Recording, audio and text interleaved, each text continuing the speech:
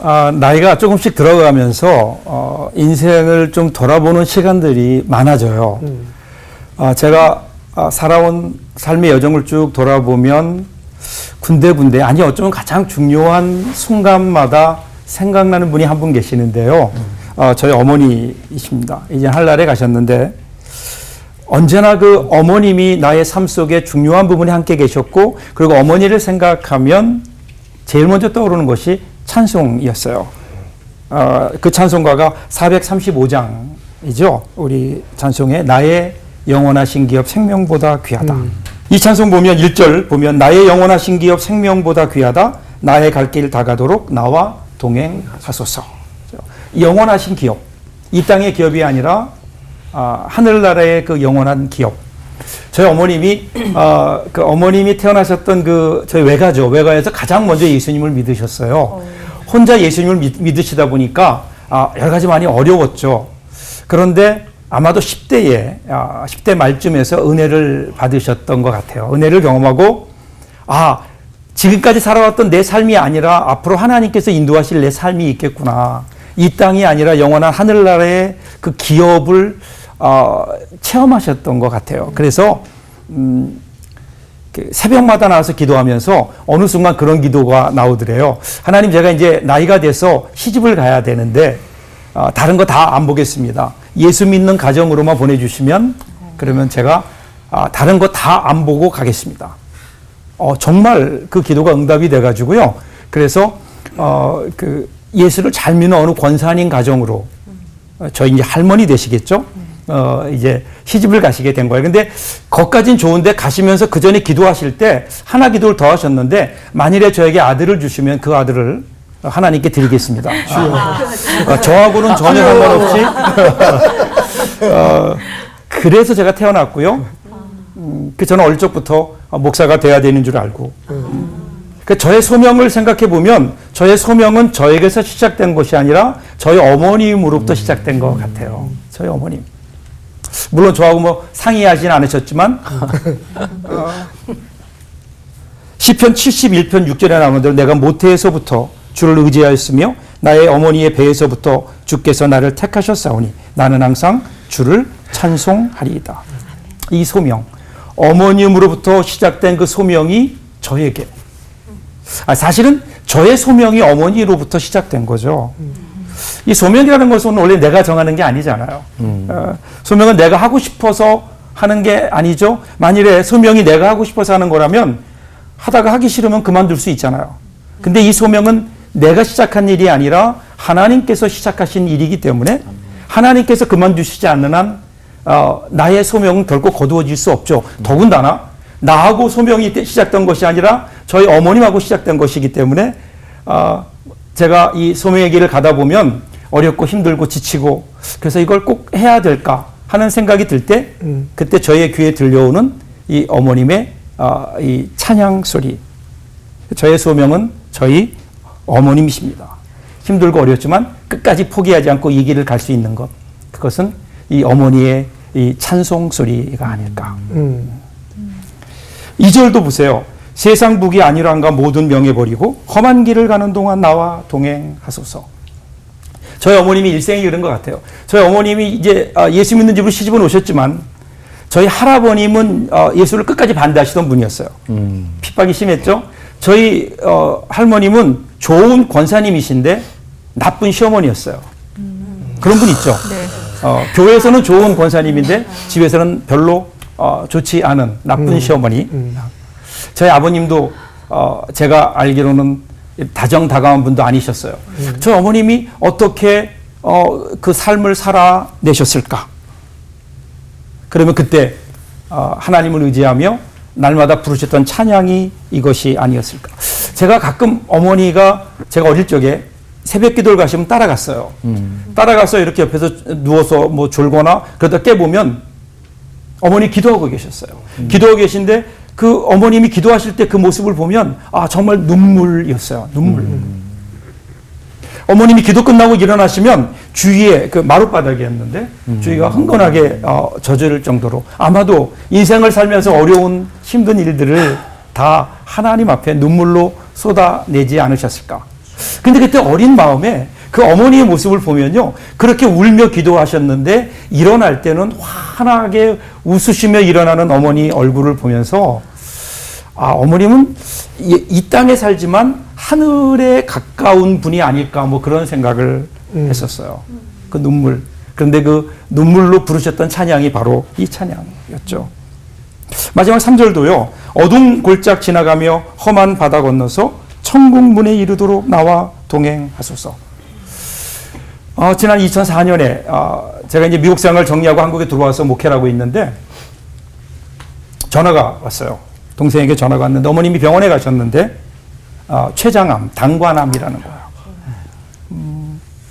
지금도 그렇지만 그때도 췌장암 그러면 달리 손 쓸 방법이 없는 그러한 병이죠. 제가 미국으로 갔어요. 그래서 어머님을 뵀는데 예전에 그 모습이 아니었어요. 병으로 인해서 야위신 병자의 모습. 그 어머니 모습 보는데 어찌할 바를 모르겠더라고요. 뭐를 어떻게 해야 될지를 모르겠어요. 그래서 그 앞에서 그냥 고개만 숙이고 있는데 저희 어머님이 제 손을 잡으세요. 잡으면서 임 목사, 나를 위해 기도 안 해도 돼. 내가 병 낫게 해달라고 기도하지 마. 나 하나님께 갈 준비가 다 됐어. 이제 하나님이 부르시면 언제라도 가야지. 그런데요, 그때 어머님 머리맡에 카세트 테이프 있었고 그리고 찬송이 흘려 나왔는데 그 찬송이 바로 이 찬송이었어요. 주께로 가까이 주께로 가오니 나의 갈 길 다가도록 나와 동행하소서. 아멘. 여러분 인생은 길을 가는 거죠. 그래서 나그네 인생이라고 해요. 야곱이 말년에 자신의 삶을 돌아보면서 그랬죠. 나그네로서 나는 험악한 세월을 살았다. 우리가 걸어가는 인생길이 바로 그런 것 아닐까요? 근데 이 인생이라고 하는 이 나그네 길을 걸어가는 사람들을 보면 두 부류가 있죠. 한 부류는 방랑자이고 또 다른 부류는 순례자입니다. 방랑자는요, 길은 가는데 어디로 갈지를 모르는 거예요. 그냥 발길 닿는 대로 가는 거예요. 어찌 보면 낭만적으로 들릴지 모르지만 사실은 그 인생은 불행한 인생이죠. 어디서 와서 어디로 가는지 알지 못한 채 그냥 발길 닿는 대로 바람 부는 대로 살다가 그냥 그렇게 사라지는 인생. 또 한 부류의 인생은요, 순례자죠.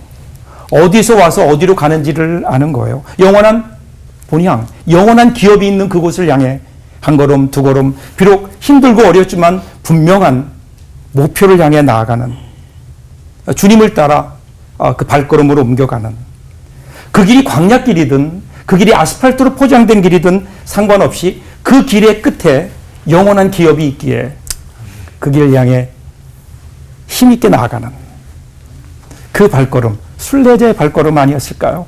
저희 어머님의 발걸음이 그렇지 않았을까? 날마다 주께로 가까이 아멘. 나아가는 순례자들 될 수 있기를 바랍니다. 아멘. 저는 이 찬송 부를 때마다 저희 어머님 생각나는데 여러분들은 이 찬송 부르면서 누구 생각이 나시나요? 누구든 상관없어요? 우리 함께 이 찬양을 부르면서 하나님의 은혜를 함께 나누었으면 좋겠습니다.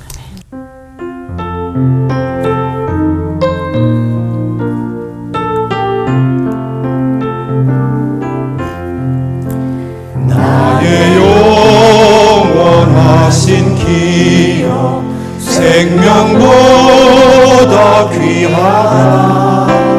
나의 갈 길 다가도록 나와 동행하소서. 주께로 가까이 주께로 가오니 나의 갈 길 다가도록 나와 동행하소서.